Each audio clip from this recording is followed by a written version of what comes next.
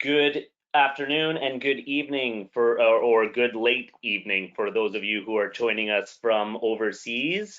My name is Nathan Abdelnour, and I will be joined tonight in our, I believe, 7th installment of the Rugby Canada webinar series by David Butcher, and I will get to an introduction of Mr. Butcher in just a moment. But first, on behalf of Rugby Canada, we want to thank you once again for joining us. We have gotten a lot of questions about if people obviously can rewatch or obtain some more information of the past webinars. So I just wanted to let people know here, and we will be making a more formal announcement in the coming days, but we will be posting all of the webinars, save for a few potentially, onto Rugby Canada's YouTube page.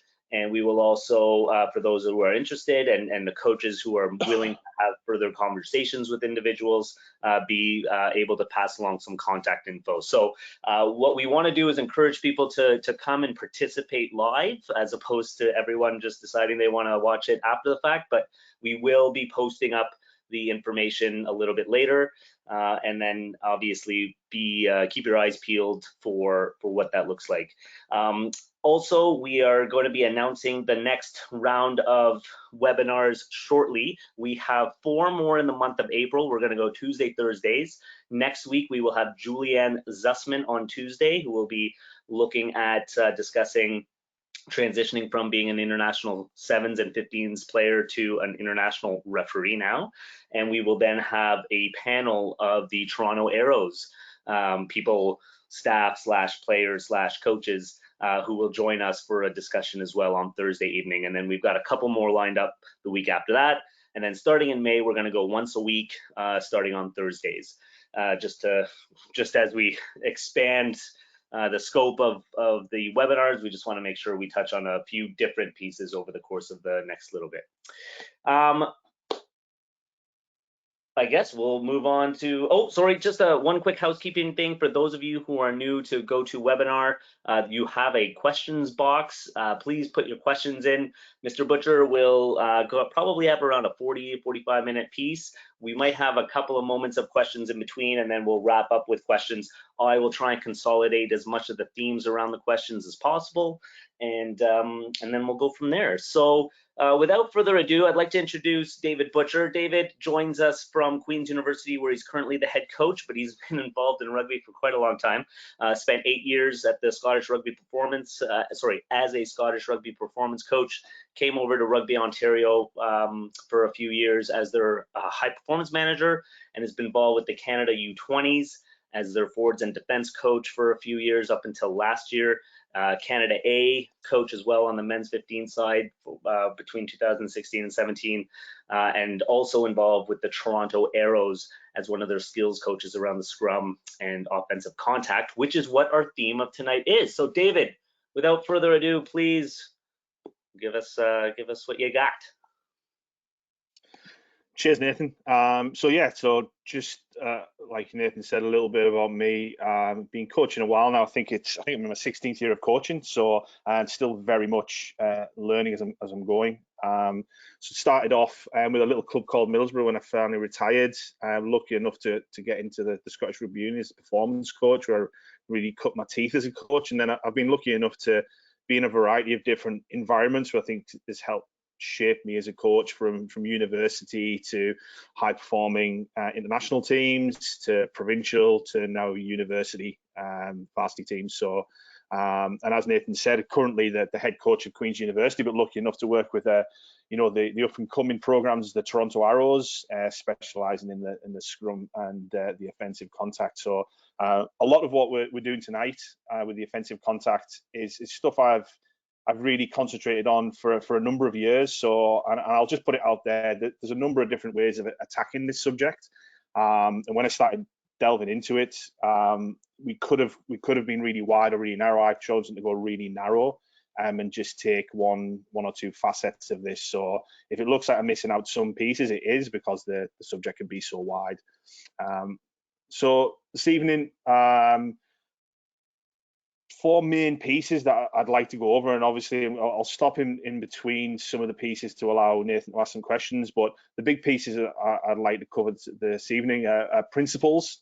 So starting off with my principles of ball carrying and support play, the process of building the contact area and the performance outcomes around them, and then some of my approaches to coaching. So really trying to fill those four main buckets as we're going, and time will dictate a little bit how much we can dig into each one. So when I approach the contact area, we now kind of look at it a bit differently to when I first started coaching, where it was very much the contact area. Now, with modern rugby, we look at collision and evasion. So rugby is now a collision sport, especially at the top level. When you look at some of those impacts, they are collisions now. So if we're going to get massive collisions on the other side of the board, we have to be very evasive minded and try to avoid those collisions. So when we're looking at the process build, I like to go through it quite simplistically as my ABCDs of the contact area. And this is kind of the terminology that I use, and I try to put functional roles in to the contact area and split it in between four functional roles. And I've used this terminology for I'd say 5 or 6 years now, and just changed what the functional roles mean as the sports progressed. So we've got our ABCD, so our attacker, our bullet, our clear, and our decision maker. And the reason I feel we have to define the functional roles is it helps us understand how we're actually building a contact area, who's involved, but also gives us some clarity around what we're actually coaching and what pieces of the contact we're coaching. So primarily tonight we'll go over the A, B, and C and talk through potentially what that looks like. So I think when you talk to any coach, the first thing you would dive into is your principles. So, and if we were talking on a bigger scale and maybe talking to your attack coach, your principles might be dictated from what your attack coach wants to do as well.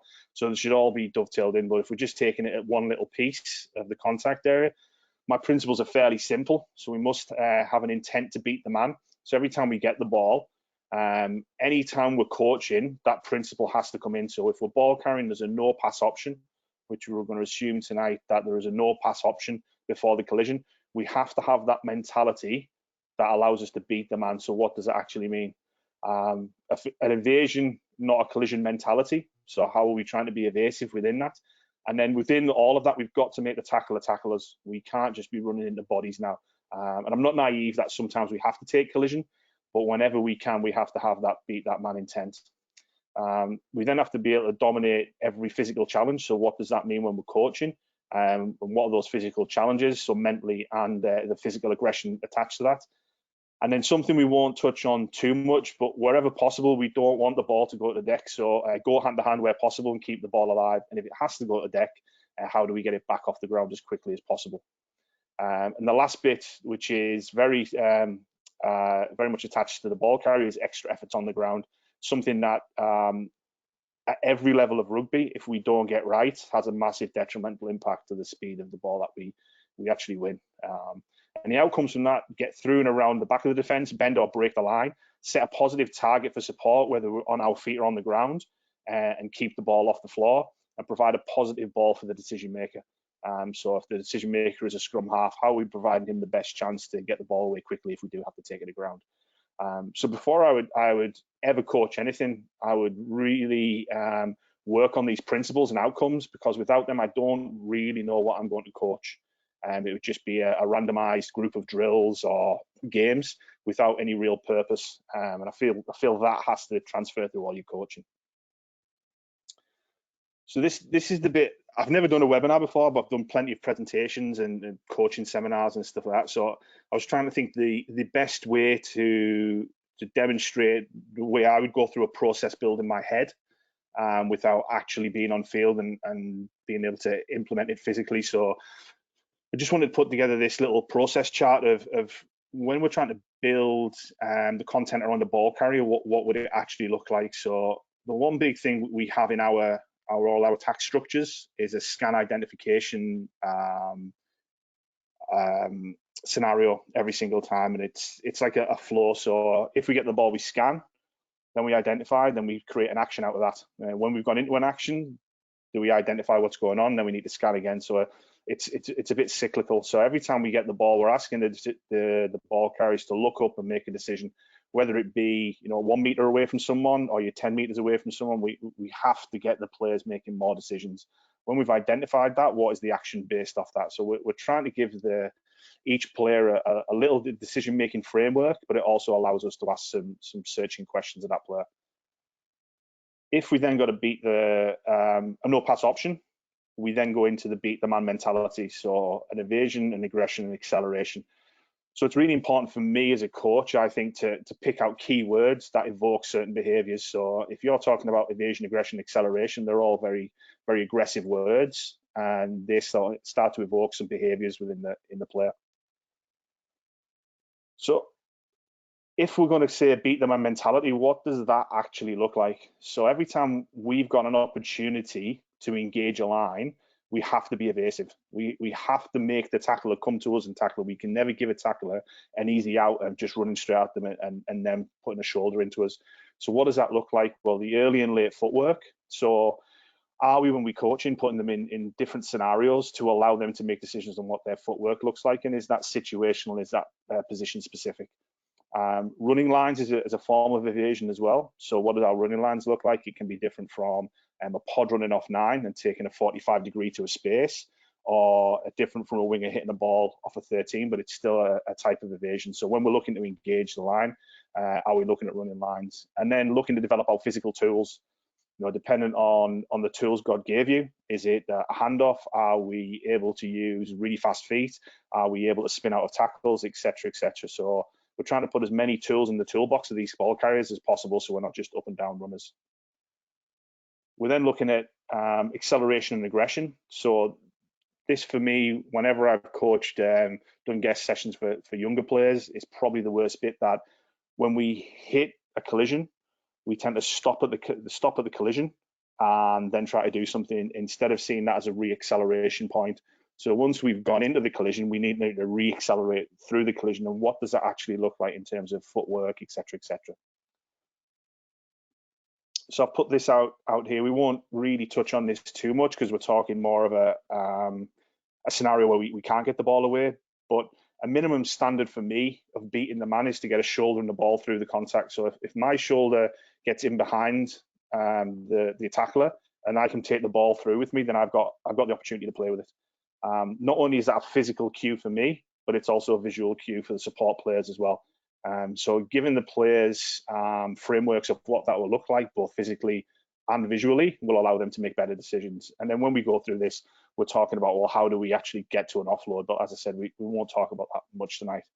So if we have to go into the collision, what does that look like? Well, we're fighting on our feet and we're protecting the ball. And they're symbiotic. If we're fighting through the collision and we don't take the ball with us and manage the ball, then everything's a little bit moot. Once again, acceleration and collision, post-collision. And then when we get to the ground, we'll look at the fight on the ground for 3 seconds and then try to understand the decisions that are made when we're on the ground in terms of presentation, skills, execution, and decisions on the floor. And they may be very much attached to the way you want to play, but they may also be attached to what you're doing in certain parts of the field. In terms of when you're working your way through the middle of the field, you probably want to get the ball off the floor as quick as possible. So are you rolling and then popping up to the scrum half? Or are you in the 15-meter channel as a winger, going long and strong with someone over the top, making sure that you maintain possession? So I think it would be good for any coach to understand the differentiation in presentation skills, both positionally and situationally. And at any point, this is fluid, so even not put a framework together here, it's a very, very fluid environment. So at any point, you can go from beating the man to another guy joining the collision. So then you have to, re-accelerate and get through. And on the opposite side of that, you may be caught in front of a tackler and be able to spin out. And then all of a sudden, you've got the opportunity to go hand to hand and offload. And the biggest thing for me, whenever you get tackled, and we're really hard-nosed about that in the programs that we're coaching at the minute, back on feet and back in the game. So once you presented the ball and the collision's over with, you have to have real urgency to get back in the game, whatever that looks like. So we've gone through this pretty quickly, and unfortunately, the one thing I haven't got is training footage of this because when the lockdown came, my hard drive with the training footage of the ball carrying is in my office. So what I've done here is I've pulled out some video clips of the Toronto Arrows, which I've got easy access to, and just looking at trying to look at those behaviours straight away. And what we did with the Arrows is we've got some fantastic players. So we didn't really drill down to the minutiae straight away of actually looking at skills. What we wanted to do is really influence behaviour. So we gave them those really big cues of, well, whenever we've got the ball, we have to have a beat the man mentality. When we've got the ball, we have to scan and identify. And what does that actually look like? And we just reinforced really positive behaviors and then checked some negative behaviors in terms of going into contact too early. I think you can see from the clips that we're going to put up, how that affects behavior really quickly. And then sure, we could look at some more the technical and the skills based stuff, but the biggest thing for me is like reinforcing this behavior.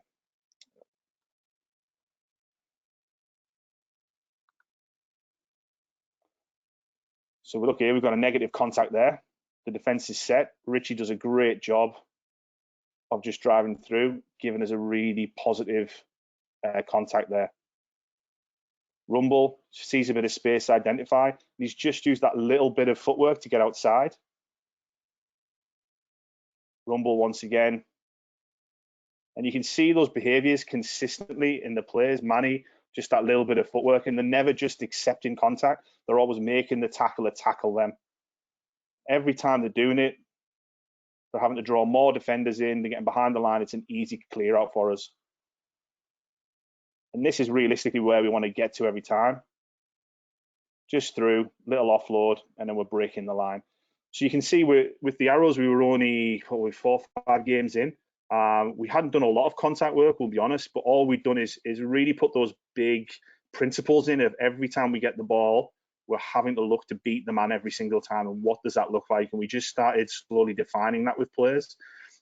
But what the principles did for us is it really drove our content as coaches in terms of, well, every time we get the ball, how are we reinforcing this and that drip effect with the ball carriers.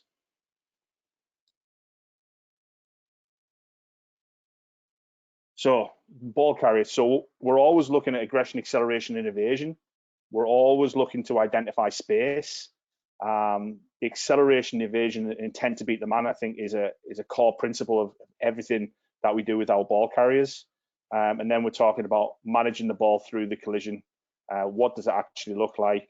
And then our inaction decisions. And I think whenever a coach is coaching the contact area, there's always almost a predisposition of we're gonna hit things, and when we're in contact, we're just fighting to the floor. But there's so many decisions that can be made in the contact at the highest level now, that we should be challenging the guys to make decisions, even if it's really messy to start with and they're trying things and it's not coming off. If we're not making them make decisions in these high impact environments, then when we put them into the game, we're not going to replicate that behavior. So inaction decision making, am I shoulders through? Am I taking the ball with me? Then can I look to offload? If no offload's on, what are my secondary options to control the ball, extra efforts, positive presentation on the ground? And your behavior as a ball carrier needs to be fueled by communication from other people as well, which we'll touch on when we go into support. So really quick one on ball carrying before we move on to the kind of the more meaty subject of the clearing players. Anything from you, Nathan? A couple of questions that might help with a little bit of clarity from a training perspective that you talked about, replicating was, do you have a game that you use in training that you can share with regards specifically to the understanding of the role or the principles as well as their decision making? Yeah, I think there's multiple games we can play, like constraint games where you can either go full contact, semi-contact, or dependent on where you are in your season and where the players are, where you're reinforcing those positive behaviors. So something as simple as when the ball carrier gets the ball, if he takes a full frontal contact, the ball gets turned over. So like in any game, we're reinforcing positive contacts and punishing negative contacts. You could then make that, you could put more collisions in, you could put less collisions in. You could give them X amount of collisions to get it right, etc., etc. So I think that the big thing for me is if you constraining games built on the principles that you've put in. So our principle will be, well, we're trying to beat the man, we're trying to use footwork prior to contact. If we don't do that, how are we reinforcing that that's a negative behavior? So it will all be based around constraint games, basically. And you can basically do that with anything. You could say that it's 15 on 15. And if your forwards aren't using footwork to get to the outside, then there's a turnover straight away. And slowly but surely, just by coaching through these games, the players will pick it up. The players will work peer to peer, and then they'll actually start showing those behaviors. Yep. And then real quick, for clarity's sake, if you can just clarify what you mean by eye to eye and chest to chest. Yeah, so when you're moving through the collision, there is a tendency, especially younger players, where they'll get their arm through and they'll just throw the ball. It's an absolute pet hate of mine. So once we've recognised that physical cue of getting your shoulder or a shoulder and the ball through the tackle, the first thing you want to be doing is we want to be scanning for the opposition, for the support player, and that sometimes can be cued by the support player as well, which we'll come on to. So as soon as we do that, we want to get eye to eye with the support player and then start changing our body shape to allow us to get our chest towards them as well, which then makes the offload more effective. Now, obviously, sometimes you can't get that, but as long as you're eye to eye with them and working to change your body shape through the collision, then it does help the accuracy of the offload. Great. Folks, there are still some questions that we won't get to all of them, but please keep them coming. We can come back to some topics, and I'm already looking at things I'm going to bunch up for a little bit later. So, Butch, if you don't mind continuing, and then we'll be able to follow up on other pieces later. Okay, so we've gone through the ball carrier, and as I said, we're moving through this fairly quickly, so it's good that Nathan's bunching the questions so we can delve into anything that I haven't covered later on. So now we're going into the B and C. So this is probably the most coached in terms of time given, but for me, it's one of the least, the most undercoached in terms of how we approach it. So we do a lot of hitting bags, we do a lot of the physical stuff. But for me, it's the hardest area for decision making in the game because one, it's so fluid. There's a massive amount of physicality in the speed that we're working at in the contact area now. So I'm going to go through it in a similar manner to what we went through the ball carrier, but then I've got a little bit more video footage to show how we would potentially break it down and then what behaviors we want to see in the game. So once again, basing everything off my principles, and I would, as I said, would still attach these to my overarching principles of how I want to play. So principles: early and accurate communication to influence ball carriers' behavior and provide clarity. So one of the key roles I see as a support player is you should be influencing the behaviors of the ball carrier whenever you can. And that starts even before the guy gets the ball with consistent and accurate communication to them. But then when the guy's got the ball, he becomes very blinkered. So unless you're providing him with information about what you want him to do, it's not giving him clarity, or he may make a mistake, or he may not do what you want him to do. So it can be something as simple as giving whatever language you use about telling him, yeah, just go forward. I don't want you to give me the ball. If you're telling him to power forward, that gives him real clarity about what you want him to do, but also allows him to then make less decisions and just concentrate on his role. It may be that you want him to tip the ball, even though I know we're not talking about a pass option, but then allows him clarity. So, anytime you're in a support player, you have to understand that your communication influences the behavior of the ball carrier. The next piece is winning the races. So recognizing visual cues and urgency to the speed zone. And just so we're conscious of what the speed zone is, it's an imaginary area when someone presents the ball that is about half a meter over the ball, a meter around the ball, and about a couple of feet behind the guy placing the ball. And it basically just gives us a target of where we're getting in this fight, okay, and allows us to be more accurate and not going for the ball, but actually getting into a zone near the ball. So winning the race into that, urgency to the speed zone, and angles into contact. And then you should always be making yourself an option. So if we're looking at playing a high speed game where the ball necessarily isn't always offloaded on the feet, it can be offloaded off the floor, you should be always making yourself that option. And the biggest piece for me is 4 and 5, that we have to be threat focused, not ball focused. So Once the ball carrier, the attacker, has done his job, we then have to be threat focused and taking out threats rather than be ball focused and not making any decisions about what's going on around us. Going back to that scan, identify, action, and then we have a terminology: one bullet, one kill. So if you hit someone, you've got to, it's almost, and I know it might not be very PC, but if you hit someone, it's got to be like getting hit by a bullet. That you hit them, you take them out, they're either on the back or they're nowhere to be seen. We need to be talking about eliminating threats all the time. And the simple outcomes of that: continuity after the collision, keeping the ball off the floor, minimizing competition in the speed zone. So what we don't want to get is that position where we're in the speed zone and we're having to recover. So we're always trying to be proactive and get there before the defense. And then create consistent 3-second contacts, which is quick ball, or minus 3-second contacts, which is lightning quick ball, with a maximum of 2 players. So we need to be resourced well across the field. If we're going into this slugfest of having 3-4 people into the contact area, then we're over resourcing contacts, and then slowly but surely we'll lose players across the field, and we'll go into contact one time, we won't have people there. So we need to understand what they look like. And once again, that'll fuel a lot of our drills, our games, and how we coach that. If we're saying we want 1 ball carrier plus 2, then that needs to be how we actually coach it. Hence the reason that we call it the B and C, so we can really concentrate on those two roles. Once again, just this process chart. I'll go through this fairly quickly because I've got a bit more video of how I build this. So once the attacker catches and engages, we're then talking about influencing his behavior or her behavior through communication. So each team's got their own language, and it should be very precise language and language that's easily identified. And then we're reading, reacting body shape of it. So as soon as he's gone from playing with the ball in front of him and he's changed body shape and the ball's then come into him, then that should cue your behavior as a support player.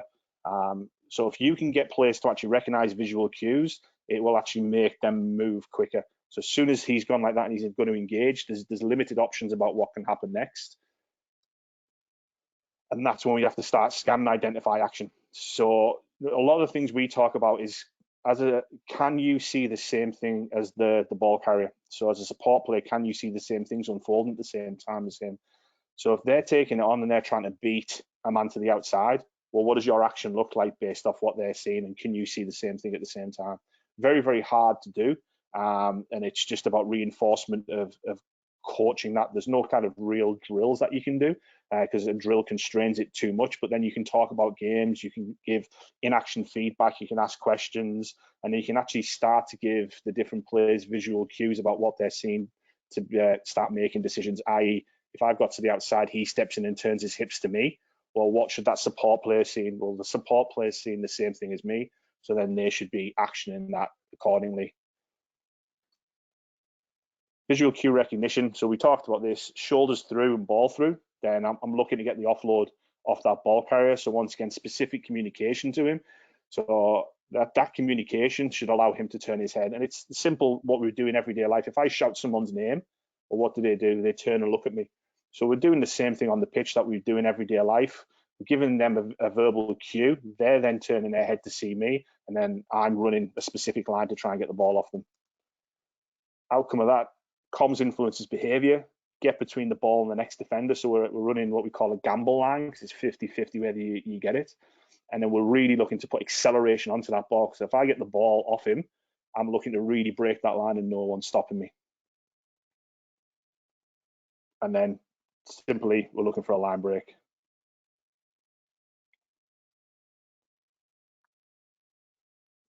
So ball to the ground, winning the race to the space, as we said. And that's something we'll delve into quite heavily when we come into the videos about what that looks like. And a lot of these pieces, in fact, all of them until we probably actually get to the collision point, are all non-skilled activities. So when we are talking about things like speed, we are talking about physical things, but we're not talking a lot of skill. So the behavioral influence piece is massive. If we're not influencing the behavior of these support players, and we're just talking about technical, tactical pieces, then I think we're missing a trick. So we have to influence that behavior of, we've seen the collision occurring, we've recognized body shape, we're now changing our behavior as a support player, and now the guys hit the floor, and I'm now in a race with the guy coming over the top to steal the ball to get into that space, to get into the speed zone. Eye to eye, field of vision. So when we're support play, where are we actually looking? Are we looking down at the floor, or are we looking up and across the ruck and slightly to the side? So our field of vision is growing the more we come in. Threat focused, so one bullet, one kill. So if we recognize the threat, we're taking it out. And it would be good for coaches when we're actually talking about this to actually define with the players what is a threat. So, if we're actually coaching them and we're coaching to a point where we're constantly having players just over the ball and then we're having to remove them, well, I think that's gone past the point of a threat. We're in recovery of that ball then. But if there's an arriving player from both sides, when does that defensive player then become a threat? So we're not going flying 2 meters past the ball and hitting him, which was just, wasting our bullets. But when does he become a threat? Our definition of that is when he can influence the ball or the speed of ball. And then we actually walk through, what that potentially could look like. So we give them a decision-making framework. And then if there's no threat, which sometimes there is, what is our next role? So don't become robotic, go looking to hit people. If there is no one to hit, what are we doing from there?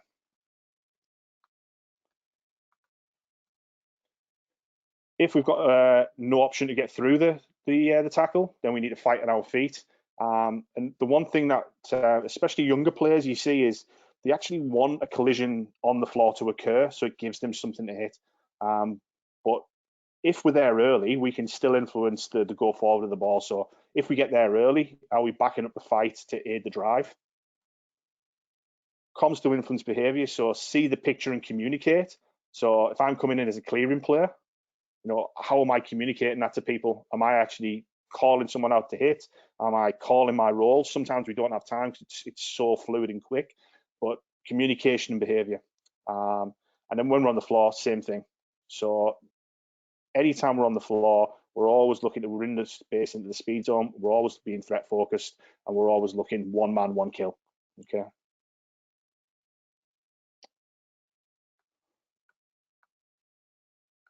So in terms of building this up, how I thought we would look at it is I've got some clips here of Canada under 20s, and instead of just showing like really good footage, like that was excellent, that was really good, I've picked out some videos of where we actually started this process with Canada 20s. I think it was the season just gone.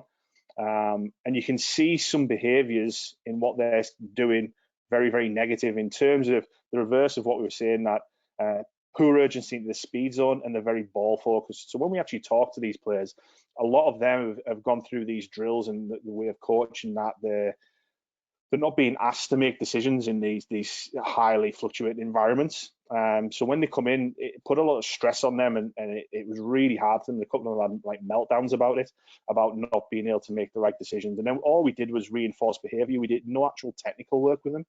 But the big pieces we gave them was, one, the ball carrier beating the man, and then two, we wanted them to win the race into the speed zone, so that real acceleration to the speed zone, and then take away threats. And we said if we weren't technically accurate at it yet, that's fine. As long as we get there and do that, we can then build in the technical pieces. So you can see in this video, sorry if it's a bit noisy, it's an absolute mess. That's going to be slow ball. No one really influencing anything here. And you can see as they come in, his eyes are just starting to look down. He's done a pretty good job. The next guy coming in, he hasn't won the race. It's head down. Now we're in a position that we have to recover. So the urgency of the two guys coming in and clearing, I think, was really poor because they just weren't looking up and identifying threats. If both of them had looked up and identified threats and really tried to win that race into that speed zone, I think they would have quite easily taken away both their players. And that's a prop against the fly half, and I think that's a fullback against the winger. So this guy should have been, really looking to blow people up as he was coming in. But because they hadn't had those behaviours really reinforced before they got there, they were very, very much ball focused. So we'll just go and show the outcomes of this again. Yeah, really messy. At best, we're talking about a slow ball. So over a period of, I think, if memory serves right, we had this group for about 10 minutes, something like that. Same drills. constant reinforcement of the principles we wanted them to work to, which were beat the man, race to the speed zone, and then threat focus, and don't look at the ball, trust the ball carrier is going to do his job. And you can see that they're just starting to get it in this 10 minutes. Ball carries average, but they're just starting to ignore the ball and then take the threats out. So you can see how quickly, the behavior can be changed if the message is very, very clear and the principles that they're working to are very clear and just reinforced constantly. And we're really lucky there that we've got a couple of coaches around the group that we're able to pick guys out and just constantly reinforce those three key pieces in terms of the principles. So just watch it once again. Eyes up, looking, and you would hope, you have that group for another 3 or 4 sessions. They would be more dynamic into the contact area. They wouldn't be as hesitant. But now, because we've started to really drive those positive behaviors, they're now coming in, eyes up, identifying threats, and you would hope that the more you did it, the faster the ball would get, the more decisions you can ask them, and then you can start having some fun with your coaching in terms of, well, if they're really good at this, how do I make coaching? How do I make the drills harder? How do I give them more challenges, more decisions to make, etc., etc. So you can really start driving their abilities on. And then just to show that what we've done with those guys who are 18, 19, 20, do exactly the same things with the Toronto Arrows. So we've got a couple of international guys here that are playing, that are training, sorry, and we do exactly the same thing. We follow the same principles, and obviously their physical and technical skills are a lot higher level, but you can see some of the same behaviors being executed here. We went through the same process with these guys in terms of, we want you to try and beat the man, and we need a race to the speed zone, and we want a one bullet, one kill mentality.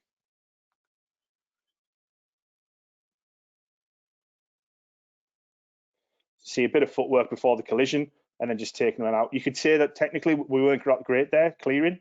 That's fair, but we want them there early because then we can coach the rest.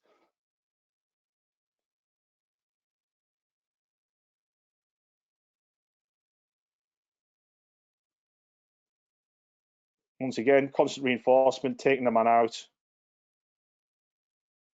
And then once we've gone that was fairly low powered. Okay, then how do we make it harder? Well, we don't have to have multiple of these sexy drills with massive amount of cones and everything. We can just simply add in another level of physicality. We can take the pads away, and then we can just have bone on bone. We can allow one of the 3 defenders to be the hunter and try and get on ball. But then we're asking a little bit more of the clearing players because they're not hitting a pad. So this is when we can start maybe building in some of the skills, some of the technical pieces. We may even have a skills zone away from this, or put this into a game and then keep coming back to it and adding on to it. But the drills you do don't have to be massively complex. It's the skill that you have with inside the drill that you and the policies you have with inside the drill that you're really trying to engage. Once again, Danny does a good job. Will gets there really early. There's a bit of a contest over the ball, but because they were there early, they were able to be threat focused and take the man out.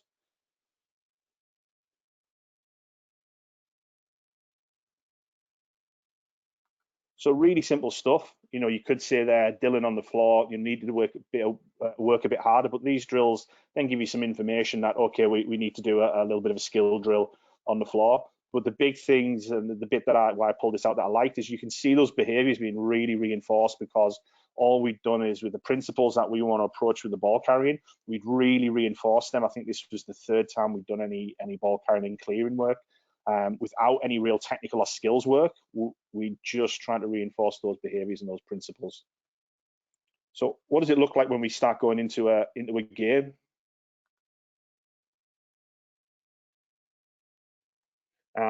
So if you've identified a part of the game where you really want to work, and what we're saying here is, this drill looks super simple because it is, but all we're looking at here is, how do we really drive that speed into the collision?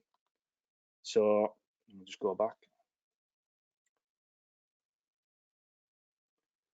So simple drill, and all we're looking at here is getting up and speeding, and we're just giving them a little bit of something to deal with the rollout. But all we're looking at is we've compartmentalized this completely, and we've said, right, well, we need to be faster into that initial clear. We need to really work on our body height and getting over the ball. So not a massively technical drill, but once again, we're really trying to reinforce behavior. So getting off the floor, body height, winning that race over. And you could then take this drill, change the angle they're coming in at, more contest over the ball.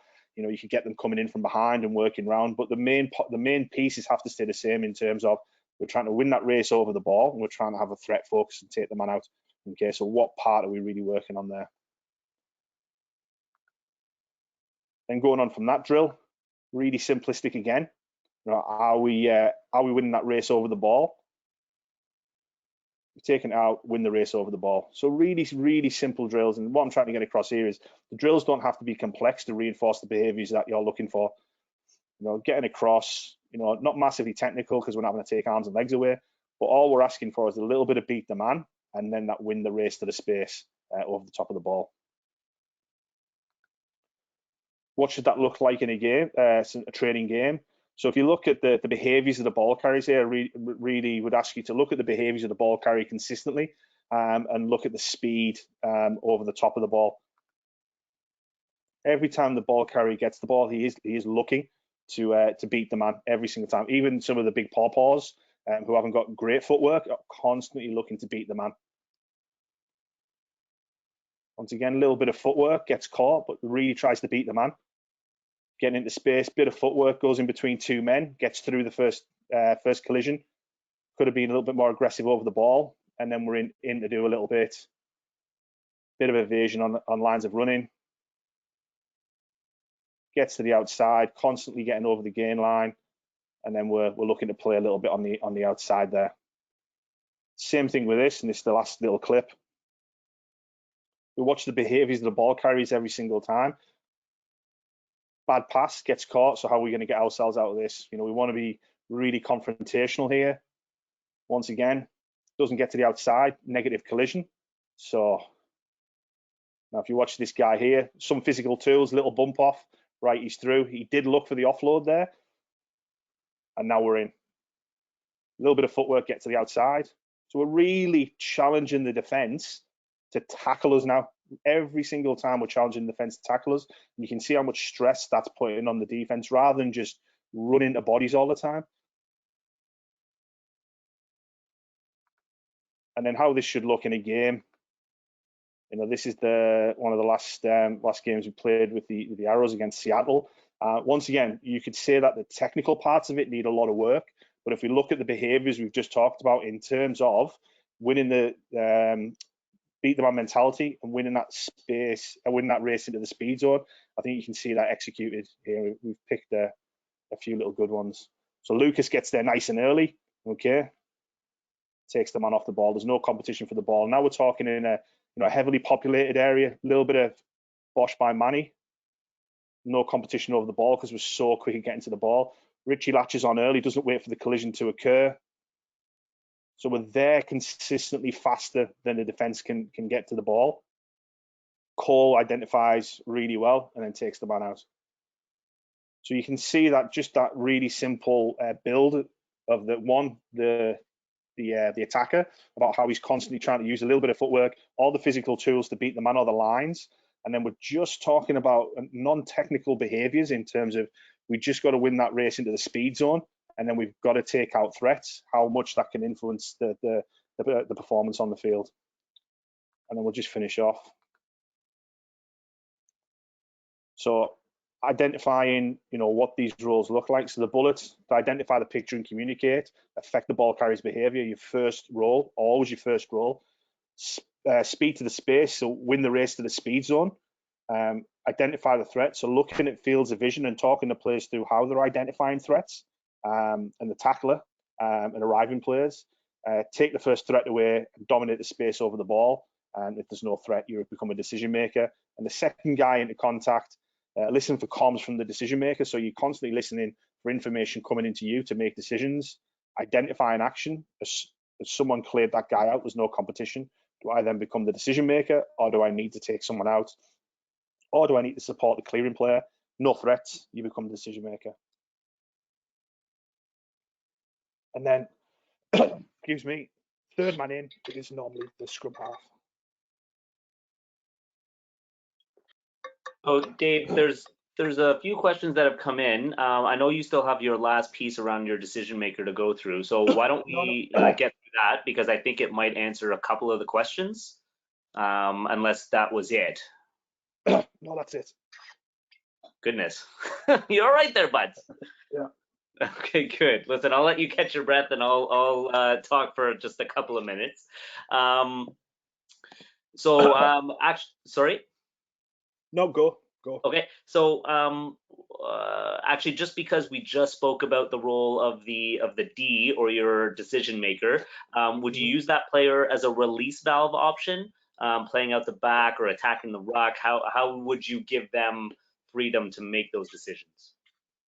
I think the decision maker would be the guy arriving at the ruck when there's no competition. So it's fluid for me at the breakdown. You know, if the first guy arrives there, there's no competition for the ball. He could become the decision maker straight away and take the ball, run with it, pass it, get it away from the contact straight away. I think if I'm hearing your question right, if we've got someone behind the guys that are carrying, you know, dependent on your attack systems, you could have a release man where you pull the ball behind potentially. But what we're going off is that in this scenario that we've had to resource the collision area with two clearing men, and then the third man in is the decision maker. And all the decision maker does is he decides what happens with the ball when it gets released from the contact area. Normally that would be the scrum half, but it's very, very fluid. And I would encourage people to make that situation as fluid as possible to allow people to start making those decisions over the ball. Excellent. We're going to bounce around a little bit, Butch. And in the meantime, I've got a question unrelated, but there's someone asking if you can actually, I think they arrived late, just go back to that very first slide with the 4 circles. I know you've got one more slide after this with some contact info, and we can get to that in a minute. But if you don't mind, I'll put it back. Yeah, running back to that. And in the meantime, there was a question here around when you have a high defensive line speed and your ball from the ruck is kind of static, how do you build that into your actual drills to replicate that in a game? Yeah, it's a great question. So I think there's always going to be a time when you do have slow ball. You know, you can't be naive and think like every single ball you get, like 100% of the ball is going to be minus 3 seconds. So I think that definitely builds into your your attack structures and then what happens with the ball carrier. So there's always space, no matter how the defensive system's set up. There's always space on the field. So I think, you know, you can do one of two things. You can either set up a collision and try to regenerate really quick ball, which then goes back into that. You know, the ball carrier is going to have a lot of weight on his shoulder in terms of, can he take someone one-on-one, and then can he provide that little bit of go forward, and potentially not even really fight for the last couple of feet, but maybe go down early, someone clears across and we get quick ball just to check the line. Or we can start changing points of contact. So if we've got a very well set up defense, you know, and they're thinking they're just going to tee off on the primary runner, that's when we can start talking about how we manipulate through change of point of contact. So is it a tip? You know, is it a pull behind? Are we trying to get through offload, etc., etc.? So I would still try to be creative, even if there's a very well structured defensive line. But I think the principles remain the same. That if you're trying to go forward, you're still trying to find space in between defenders. You're still trying to fight to go forward, and then you're still trying to create 3-second ball. So from slow ball, you're trying to regenerate quick ball at some point. Excellent. Good one here around the scanning skills. So you spoke earlier about your attacker, I believe it was, needing to scan going into contact, and or your bullet, I believe, maybe needing to scan in terms of identifying those threats, or is the offload on, etc. And I know John Tate spoke a lot about peripherals when he was doing his piece on skill acquisition. Can you speak to how you incorporate scanning skills in training, and how do you know or see if players are successful using it? Yeah, I think you can set up the drill. You know, if you set up like a 3v3, and we normally talk about the ball carrier scanning because, you know, realistically he's the guy that's most important in this to start with. So a lot of it's based on, I'll watch what John said, and then, you know, I reinforce a lot of what he says is, We're talking with, a lot of that when we're talking about forwards and we're talking about someone catching the ball just before the collision. If the skill's not right there and we don't catch properly, then it doesn't give us the opportunity to then go and scan. So if we're catching it like this in our body and our heads down, well, how then can we how then we scanning anything in front of us? So if our skills are right first on the catch and then we're looking up, we're immediately trying to find a one-on-one or space as a ball carrier when we're engaging the line. So that's just about looking up and actually actually giving them cues where to look. Are you looking directly at the man? Are you looking at a 45 degree so you can take the defender in front of you into account, and you can look at the next defender and the spaces between. So you can actually start giving them cues such as, well, just let's look at a 45 degree, because you'll get both these players in your peripheral, and then you're trying to identify space. With the clearing players, the way I kind of talk to them about it first is, if you're looking at a clock face and you imagine where the man's gone down on the floor and the ball presentation, that's 12 o'clock. So if you're coming in and clearing from the inside, you're kind of looking at 12 o'clock to 10 o'clock. So you're scanning at an angle, so you're keeping your head on a swivel, and the opposite side's the same. So we're asking them to lift their head, but we're asking them to scan as they're coming in. And then what does it look like? What does the threat look like, and how are we identifying it? So as soon as that guy is in a position to start influencing the speed of ball or influencing stealing the ball, he becomes a threat, then we have to take him out. But we have to identify him first to then allow us to take him out. So it's just very, very simple fields of vision. And then what does the picture look like in front of you? Absolutely. We're going to a couple questions around the training environment. So one around culture, and is there anything that you guys do to maybe raise the intensity at training and then have a little bit of grit to it? But second to that is, well, how do you also manage heavy body collisions in practice and try and manage players to avoid injury, etc.? Yeah, I mean, at some point you have to go like full on and be hitting each other, because there's no real replication of that. But I think if you go back to your principles in terms of even if you're playing a touch game, and one of our key principles is you've got to win the race into the speed zone. Well, you could do that in a touch game without even having a collision. So you could say every time the man goes down on the floor, the guy who touched him has got to lay on the floor and roll off. By the time he's rolled off, you have got to get over the top of that ball into the speed zone. So you're still reinforcing those behaviors of the support players in terms of their speed into the contact. So you don't always have to have big collisions, but you do have to look at, whenever you're coaching, what principles are you working to in that area, and then how is that fueling what you do as a coach. And that's why I always go back to, if you don't have your principles, it's almost like building a house on water. It's just going to collapse in every time, because you've got no real foundation to it. But if you've got those principles, you can constantly say, well, in this session, what am I working to? Which principle am I working towards? Because that's going to fuel an outcome. So it starts to be quite symbiotic. In terms of the environment, in the environments that I've worked in, we've always been really, really hard-nosed on a non-skills activity.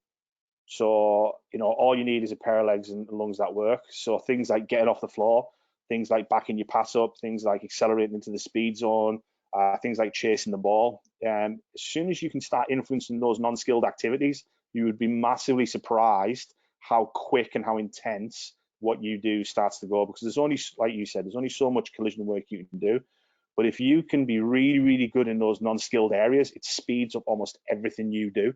And allows you to be quicker than the opposition. So anytime that I want to put a little bit more acid on it, I would really push those non-skilled activities, or I would then bring in an element of collision, and still reinforce those non-skilled activities. So you're just building that physical piece up, whether it be collisions or whether it be non-collisions. Right. Speaking of collisions, still, do you coach players differently depending on either their position or on their size? I think there's probably two parts to that. You've got your kind of generic skills that every player on the pitch has to have. So a lot of this would be that, can someone be evasive? Whether they're a 1 or a 15, they should have some sort of evasion skills. Now, the degree that they can do them with will be very, very different. Should everyone be able to clear? 100%. The degree that they're going to do that will be very different, but you've got to have generic skills. I think when you get to the point where you've put that foundation of skills development in, and then their skill performance is quite high, that's when you can start either putting it into positions, because a prop is going to have to execute different roles to a winger and vice versa. So can you then put them in environments, games, drills, etc., where they're constantly having to operate in those environments? But I'd also say that you can set up games and drills where the scenarios are different, so they're having to constantly think about different things. So if we're constantly just running into pads, and it's not checking our body height, and we're not managing our body, etc., then that's going to happen. Or that's going to happen on a weekend. But if we're putting them in a game where we're going to dictate maybe the distance from the defense from the ball carrier, so sometimes we're going to make them closer, further away, less players, more space, then going back to that scanning piece, you catch the ball, you look up, and then you're having to make decisions straight away, irrelevant of position. So I think that was a long-winded way of saying, yes, there's some generic stuff, but you should definitely be looking at positionalize it and situationalizing it as well. Yeah. Butch, we're going to squeeze 3 more in. This one might be pretty quick. Are you trying to attack space between defenders or attack a specific defender and try and beat them with footwork? Both. Once again, it's situational. So, success to me on attack is, either getting mismatches or getting a lot of one-on-ones. So once again, it's positional. If you've got a pod coming off 9, and the defense is going to be so fast up on you that you can't use a bit of footwork, you're going to try and attack that space in between 2 defenders, knowing that it's going to pull 2 people in. But sometimes when you're running, you're going to have to attack that man to sit him down, change his behaviors and make him come towards me, and then you're looking to manipulate him and then attack the space. So I don't think there's a simple answer to that, because it is both. Okay. Do you see your functional roles in any way different depending on where you are on the field? Not in generic terms. Like I said, if you're starting off in this is your very sort of, how would you start the skills development of your players, and you're looking at them all to be able to fulfill these roles in certain ways. No, but then when you actually start to situationalize it and positionalize it, 100%. So you would look at, does the clearing in the 15-meter channel look the same as through the middle of the park? Well, no, it doesn't. The roles are still very similar, but the execution of the skill can sometimes be quite dramatically different.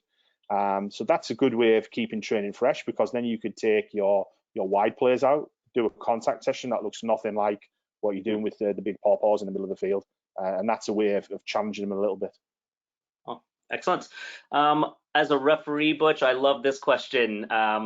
With regards to the fight for with 3 seconds on the ground with your attacker, do you find that referees are managing your players away from it? And are you concerned with World Rugby's new issuance and guidelines around refereeing the tackle? Do you think that might need to be adapted? I think the reason we put that in is, what we don't want is players to hit the floor and stop. So if they hit the floor, stop and just just push the ball, you're never going to get a really proactive contact area.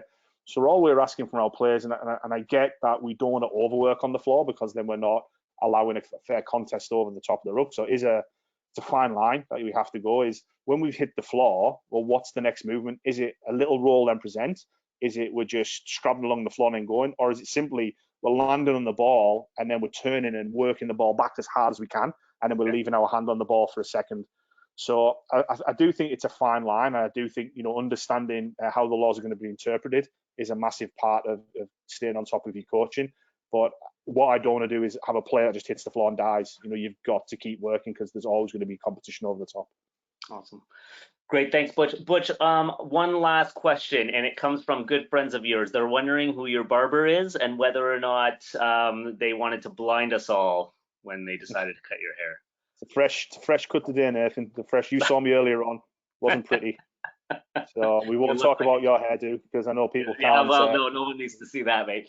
Butch, I'm going to wrap up real quick, and then I'll give you the last word. So everyone, thank you once again for joining us. David Butcher joined us tonight from from Kingston, head coach at Queen's University. Of course, as always, we did not get to all of your questions. We apologize. Just a couple of housekeeping items. For those who are curious about NCCP numbers, the future webinars will request your NCCP number in order for us to be able to track that. However, if you have attended any previous webinars, please send an email to info@rugby.ca for us to be able to make sure we collect that for your certification. Furthermore, next week we've got 2 more webinars, Julianne Zussman on Tuesday and the Toronto Arrows and 3 of their players, staff coaches, etc., will be joining us Thursday evening as well. So once again, thank you very much for joining us. One last reminder, we are still currently under suspension of rugby activities in person, but we hope to keep bringing you more and more of these online webinars. Dave, over to you to finish us off. Yeah, I've just left my my email address there. If anyone wants to talk through more of this stuff or has got any feedback or thoughts, especially when we've got a lot of time at the minute, more than happy to chat with people or hear opinions. So yeah, that's the email to get me on. Excellent. Thanks, everyone. Have a great evening, folks.